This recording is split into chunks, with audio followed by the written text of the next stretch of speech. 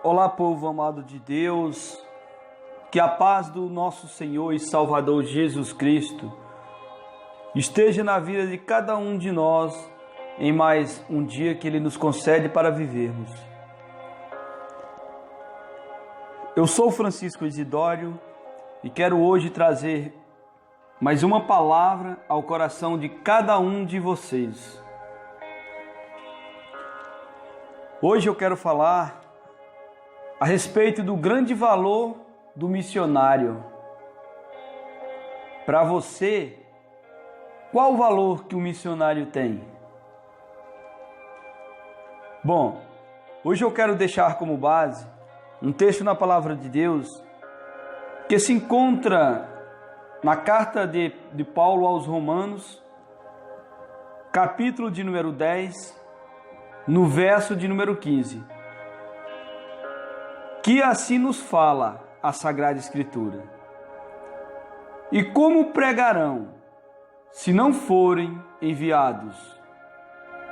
Como está escrito, quão formosos os pés dos que anunciam a paz, dos que anunciam coisas boas. Bom, meus irmãos, esse texto sagrado descreve a importância do envio de missionários para proclamarem as boas novas da salvação. O nome missionário não é um título ministerial relacionado na lista dos dons ministeriais. Porém, meus irmãos, em termos gerais, todo obreiro da seara do Senhor é um missionário em potencial. Pois todo aquele que é incumbido de uma missão é tido como missionário, seja ele um apóstolo, um pastor, um evangelista, um presbítero, um diácono ou um cooperador na obra do Senhor. Um missionário é alguém que tem por função a pregação religiosa em locais onde sua religião ainda não foi difundida.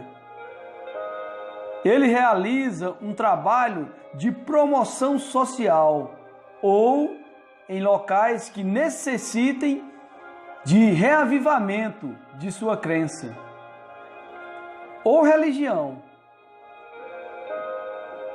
Na concepção cristã, missionário é a figura do plantador de igreja. No cristianismo, os missionários e as missionárias têm um significado importante. Os apóstolos foram os primeiros missionários cristãos. O cristianismo é até hoje uma religião missionária. Eu quero trazer para vocês aqui agora e mostrar Paulo, o maior missionário do cristianismo. O apóstolo Paulo é indiscutivelmente o maior missionário que o cristianismo já teve.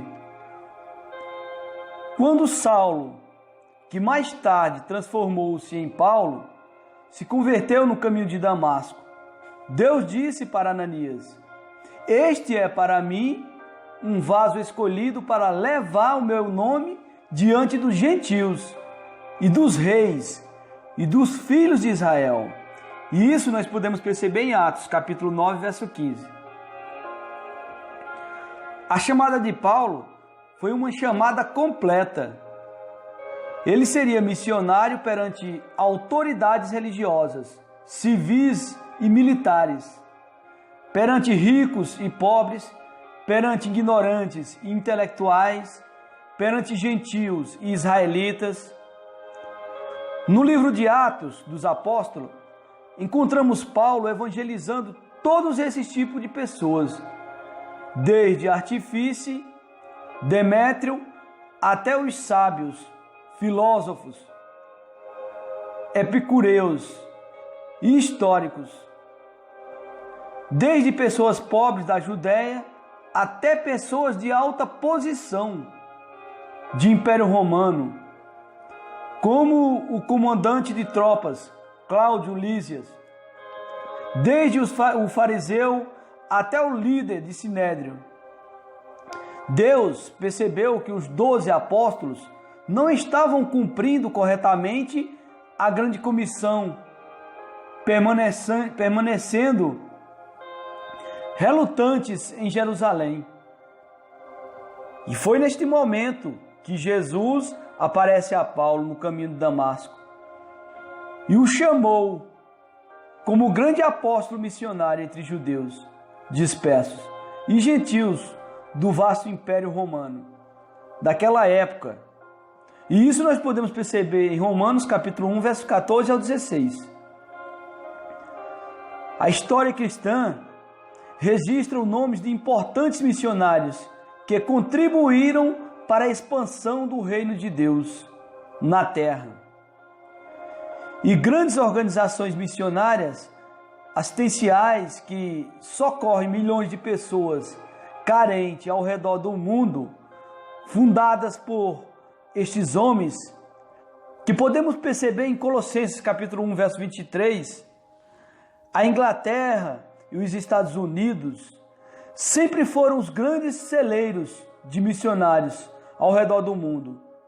Porém, meus irmãos, o Brasil se tornou, em nossos dias, um grande celeiro missionário do mundo.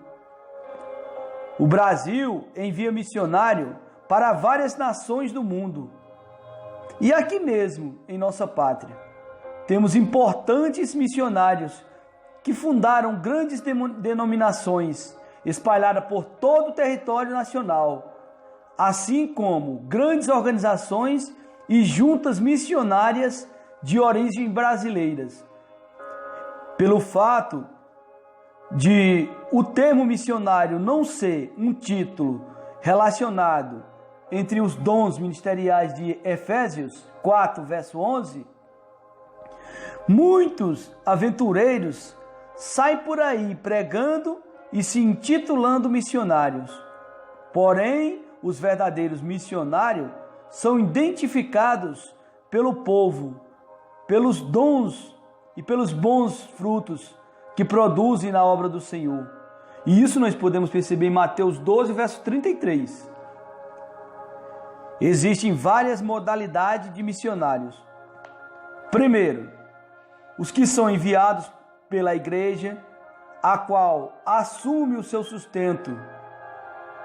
Segundo, os que vão por conta própria, assumindo todo o seu sustento.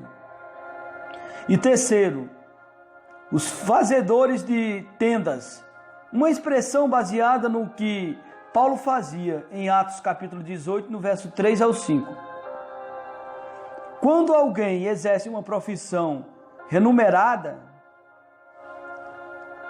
e faz o trabalho missionário ao mesmo tempo, embora a primeira modalidade de missionário seja a mais lógica e segura, todas as três podem dar certo, quando feitas na direção de Deus. Temos exemplos de missionários que foram enviados com o seu próprio sustento, e outros também pelo sustento da igreja, e cresceram. Temos exemplo de missionários que foram por conta própria e superaram grandes dificuldades, plantando grandes igrejas e dando certo. E também temos exemplos de missionários que exercem uma determinada profissão e fazem o trabalho missionário, os quais também deram certo. O importante, meus irmãos, é ter a certeza da chamada de Deus na sua vida e sempre iniciar uma missão debaixo da orientação divina e do ministério a que pertence. O importante é atender às pobres almas que estão clamando, como aquele varão macedônio, dizendo: passa a Macedônia e ajuda-nos. Que está em Atos capítulo 16, no verso 9. Para concluir, a máxima dita por Jesus, a seara é realmente grande, mas poucos são os ceifeiros, continua verdadeira. Por mais que muitos missionários tenham saído pelo mundo afora, pregando as boas novas da salvação, ainda falta missionários. Rogai, pois, ao Senhor da seara, que mande ceifeiros para a sua seara. Mateus 9, verso 38. É o que disse o Senhor Jesus. Fiquemos todos com essa palavra de reflexão. Temos um dia guiado e abençoado pelo Santo Espírito do Senhor. Aqui falo eu, Francisco Isidório.